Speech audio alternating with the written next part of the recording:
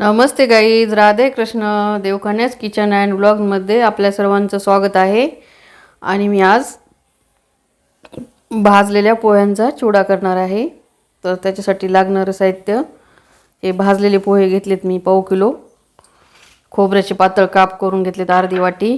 मिरची अर्धी वाटी, हिरव्या मिरच्या अर्धी वाटी कापून घेतलेल्या आहेत. एक अर्धी वाटीच्या वर थोडे शेंगदाणे घेतलेले आहेत. ड्राय सुकलेला कांदा घेतलेला आहे. अर्धी वाटी लसूण पेस्ट घेतलेली आहे आणि कढीपत्ता घेतलेला आहे फोडणीसाठी. जिरे, मोहरी, हळद, मीठ, तेल एवढं लागणार आहे. तरी चला आपण सुरुवात करूयात. गॅस चालू करून घेतलेला आहे. कढई ठेवलेली आहे गॅसवर. आपण आता कढईमध्ये तेल टाकून घ्यायचं आहे. एक अर्धा पाव तेल टाकून घेतलेलं आहे. सबस्क्राईब केलं नसेल तर पटकन सबस्क्राईब करून घ्या. आपण शेंगदाणे तेलात तळून घेऊयात.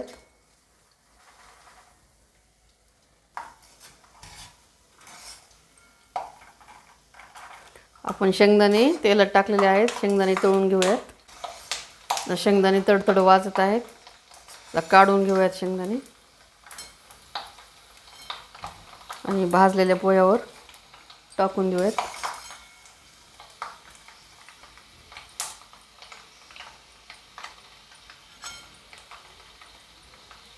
झाले शेंगदाणे. आता हे पोह्याचे काप केलेले आहेत ते पण तेलात टाकून घेऊयात.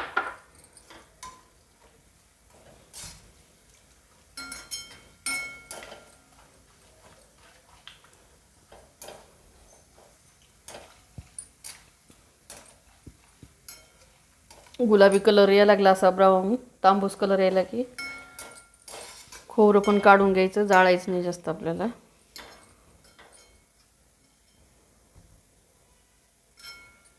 मस्त कसा कलर आलेला आहे खोबऱ्याला.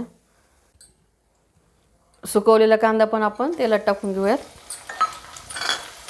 सुकवलेला असल्यामुळे पटकन तळतो. त्याला आपण लगेच काढून घेऊयात. पण यामध्ये टाकूया त्यावर.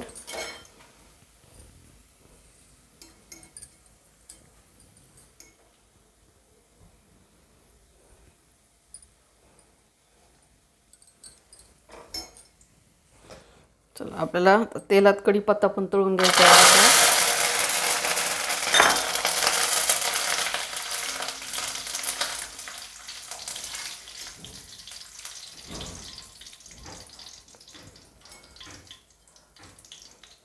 ते पण काढून घेऊयात आपण याच्यावर. चला, आपण कढईतलं तेल ओतून काढलेलं आहे. थोडं तेल ठेवलेलं आहे. त्यामध्ये आपण जिरे, मोहरी ॲड करायची आता फोडणीला. थोडा कढीपत्ता पण टाकलेला आहे.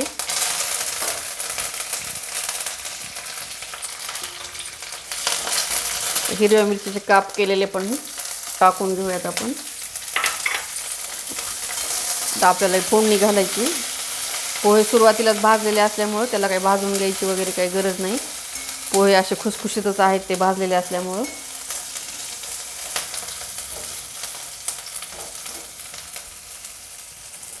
आणि आपण लसूण पेस्ट केलेले आहे ते पण टाकूया त्यामध्ये. आता एवढं फोडणीला कमी तेलात तळून घ्यायचं. आपल्याला जास्त तेलकट खावं वाटत नाही. थोडंसं कमी तेलामध्येच हे परतून घेतलं एवढं. तर आपण 1 टेबलस्पून हळद टाकून घेऊयात.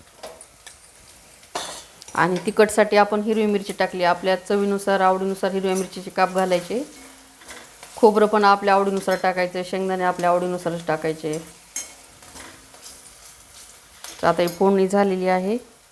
तर आपल्याला आता हे मिक्स करून, ते पोहे जे आहेत ना, भाजलेले पोहे आहेत ते घेतलेले, तर आपल्याला आता यामध्ये मिक्स करून टाकायचे आहेत. फोडणी घातलेली आहे आता पोह्यांना.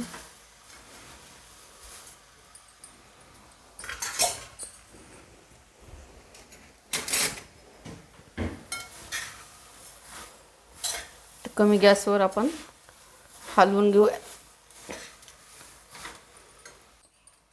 आपल्याला अर्धा टीस्पून मीठ या तळलेल्या मिश्रणावर घालून घ्यायचं आहे. शेंगदाणे, कांदा, कढीपत्ता, मिरची टाकलेला आहे. त्यामध्ये अर्धा टीस्पून आणि अर्धा टीस्पून आपल्याला या भाजलेल्या पोह्यावरून टाकून घ्यायचं आहे आणि आता हलवून घ्यायचं.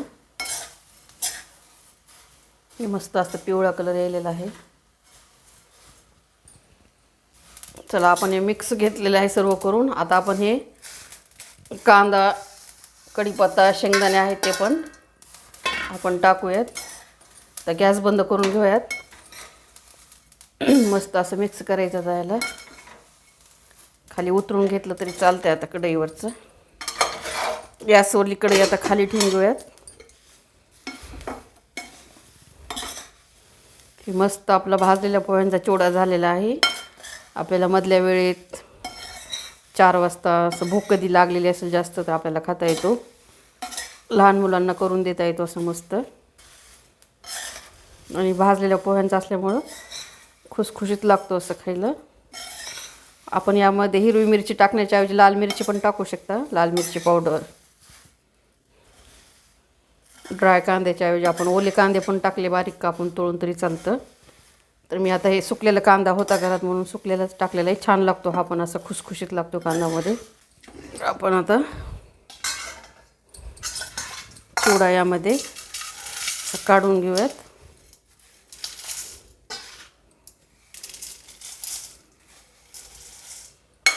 असा मस्त वाजायला आहे बघा खणखणीत.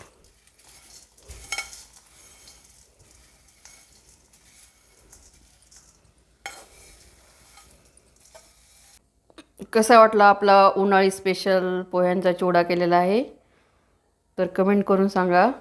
लाईक, शेअर, सबस्क्राईब करायला पण विसरू नका. करा असा चिवडा, करा, खा, खुश राहा, आनंदी राहा, मजेत राहा.